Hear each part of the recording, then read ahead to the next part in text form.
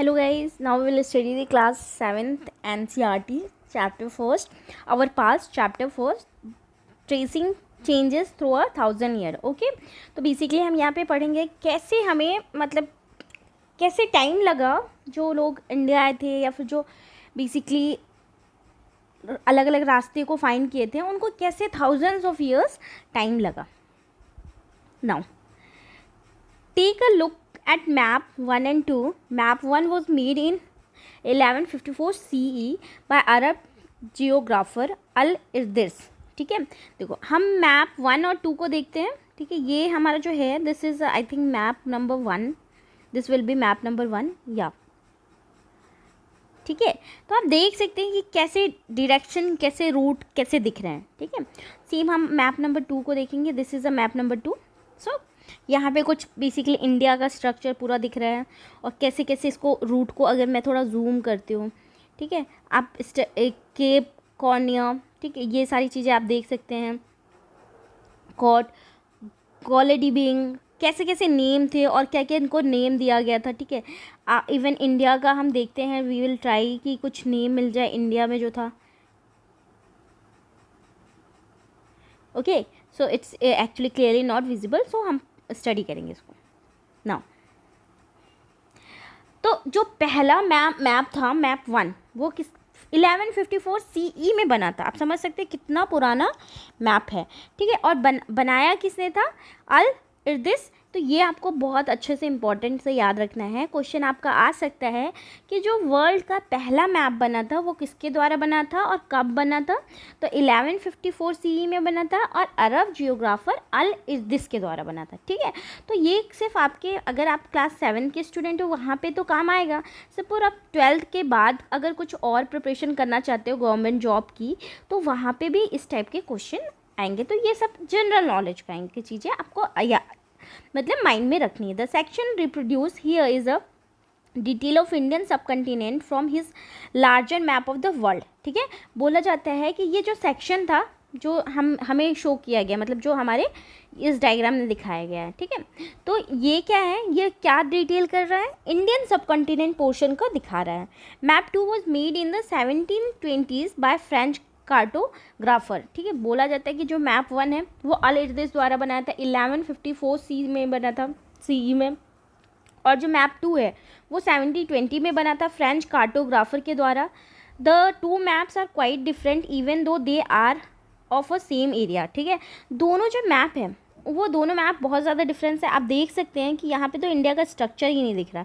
ठीक है, जबकि ये इंडिया सब कंटिनेंट का पार्ट है और दूसरे मैप में कहीं ना कहीं दिख रहा है पर इट्स ऑल्सो नॉट प्रॉपरली. ठीक है, तो दोनों जो मैप हैं तो ऑल्दो सेम एरिया के हैं लेकिन दोनों में बहुत ज़्यादा डिफरेंस है. इन Al Irdis map, South India is where we would expect to find North India and Sri Lanka is a island at the top. ठीक है, बोला जाता है कि अगर हम पहले मैप की बात करें जो अल इर्दिस जी के द्वारा बना था तो उसमें क्या होता है कि साउथ इंडिया वहाँ पे जहाँ पे हम नॉर्थ इंडिया को फाइंड करने के देखें और श्रीलंका जो कि आइलैंड है वो एकदम टॉप में दिख रहा है. ठीक है, place names are marked in Arabic. ठीक है, ओके, जो यहाँ पे प्लेसेस हैं वो बेसिकली कौन से लैंग्वेज में है? अरबिक. तो ये भी चीज़ आपको इंपॉर्टेंट रखनी है कि जो फर्स्ट मैप बना था अल इर्दिस के द्वारा इंडियन सब कंटिनेंट पोर्शन को रिफ्लेक्ट किया था वो वहाँ पे जो प्लेसेस थे उसको कौन से लैंग्वेज में लिखी गई थी? Arabic. Now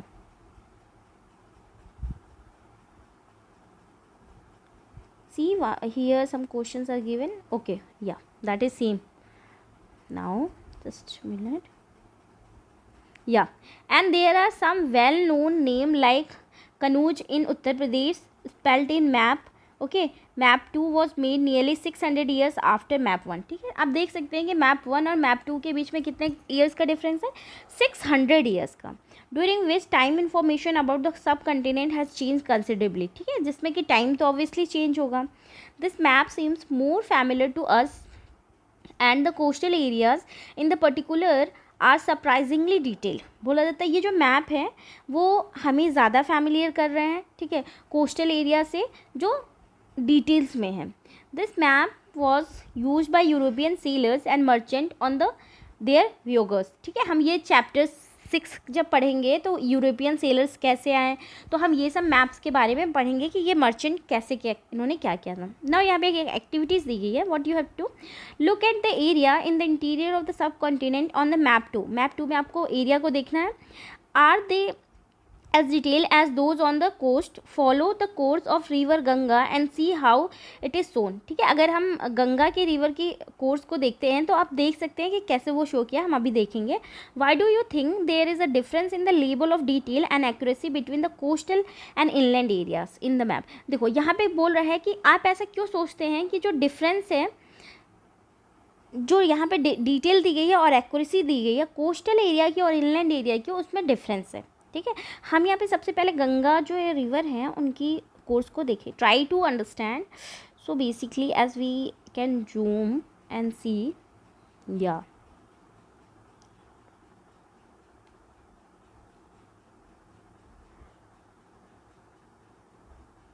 yeah we can see the course of Ganga। okay, it is not exactly looking as it is looking at right now time। ठीक है, आप देख सकते हैं कि ये बे ऑफ बंगाल में किस तरह this is the line of Ganga. ठीक है, now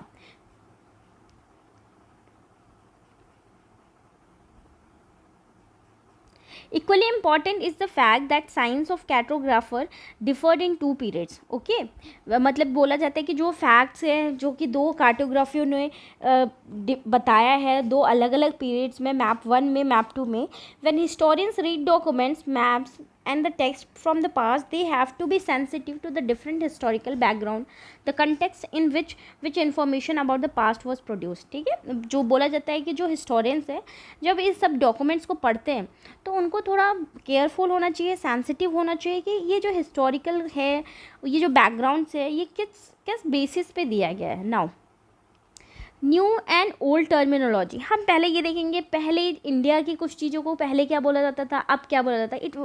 it is very interesting. ठीक है, if the context in which information is produced changes with the time, what about the language and meaning। बोला जाता है कि अगर हम ये बात करते हैं कि समय के साथ चीज़ों को बदला जा रहा है तो क्या लैंग्वेज और मीनिंग्स को भी बदला जाएगा। Historical records exist in a variety of languages which have changed considerably over the years. बोला जाता है जैसा कि आप देख सकते हैं कि जो हमारा फर्स्ट मैप की बात की जाए, ठीक है, जो दिस जी ने बनाया था वो और सेकेंड मैप दोनों की हम अगर लैंग्वेज की बात की जाए तो वहाँ पे कौन सा लैंग्वेज यूज़ हुआ था, अरेबिक। ठीक है, और आज अगर आप अभी के मैप के देखते हैं तो वहाँ पे कौन सी लैंग्वेज यूज़ करती है, इंग्लिश। ठीक है, तो दोनों में डिफरेंस है या नहीं, तो सेम चीज़ बोल रहा है। Now historical records exist in variety of languages which have okay, medieval Persian for example is a different from modern Persian। ठीक है, अगर हम medieval Persian की बात करें तो ये modern Persian से अलग है। The difference is not just with the regard to the grammar and vocabulary, the meanings of words also change over the time। देखो इसका मतलब क्या बोल रहा है कि सपोज ठीक है अरेबिक में कोई चीज़ें लिखी गई थी जब पहला मैप बना था और अभी के मैप में जो इंग्लिश में चीज़ें लिखी गई है, तो इसका मतलब नहीं है कि ये सिर्फ वर्ड्स चेंज हुए हैं, इनकी मीनिंग भी चेंजेस हुई हैं। Got it. Take the term Hindustan for example, today we understand it is as India the modern nation state. ठीक है, देखो बेसिकली जैसे एग्जाम्पल लेते हैं हिंदुस्तान। ठीक है, हम यहाँ पे समझेंगे इसको। Just minute, let me scroll and make the some spaces. या सो अगर हम हिंदुस्तान का मतलब समझते हैं, हिंदुस्तान, ओके, सो ये इससे आप क्या समझ सकते हो, अ प्लेस। ठीक है, a place where Hindu peoples are living. ठीक है, ये आप समझ सकते हो। लेकिन आज हम हिंदुस्तान को क्या बोलते हैं, बेसिकली इंडिया से डिवाइड होता है, डिराइव्ड होता है इंडिया से, या हिंदी में क्या बोलते हैं, भारत। ठीक है, तो इस नेम और इस नेम में although words are different but changes हैं कि नहीं, इसकी मीनिंग है चेंजेस की नहीं, वही बोल रहा है यहाँ पे। No, when the term was used in the 13th century by the Minhaj-e-Siraj, a chronicler who wrote in Persian, he meant the areas of Punjab, Haryana and lands between the Ganga and Yamuna। ठीक है, देखो जब ये word था सबसे पहले किसके द्वारा लिखा गया, मिनहज ई सिराज के द्वारा लिखा गया था। ठीक है, आप यहाँ पे देख पा रहे हैं, इनके द्वारा लिखा गया था, ये देख इनके द्वारा लिखा गया था। तो इनका और इन्होंने कौन से लैंग्वेज में लिखी थी, पर्शियन में लिखा था। इनका मतलब कौन कौन सा एरिया था, पंजाब, ठीक है, हरियाणा और लैंड्स ऑफ गंगा और यमुना, ये चारों एरिया को इन्होंने लिख के हिंदुस्तान वर्ड दिया था। He use the term in a political sense for the land that there were part of dominions of Delhi Sultanate. ठीक है, इन्होंने इस जो वर्ड दिया था वो बेसिकली एक पॉलिटिकल टर्म में दिया था। उस टाइम पे क्या था कि दिल्ली सुल्तान जो थे उनका डोमिनेंसी चलता था। The area included in this term shifted from with the extent of sultanate but the term never included the South India। ठीक है, बोला जाता है कि जो एरिया था, ठीक है, वो बेसिकली शिफ्ट किया गया था सुल्तानेट से, लेकिन उसको कभी साउथ इंडिया नहीं दिया गया था। समझ रहे हो आप, क्यों सुल्तानेट दिया गया था, क्योंकि वो वहाँ पे रूलर्स था दिल्ली सुल्तान का। By contrast, in the early 16th century, Babur used Hindustan to describe a geography, the fauna and culture of inhabitants of subcontinent। ठीक है, आपको ये भी ये बहुत इंपॉर्टेंट टर्म्स है कि यहाँ पे who was the person, ठीक है, in India जिसने हिंदुस्तान को पहली बार यूज़ किया, तो that will be the Babar. ठीक है, बाबर ने सबसे पहले इसको यूज़ किया था। ठीक है, द एरिया,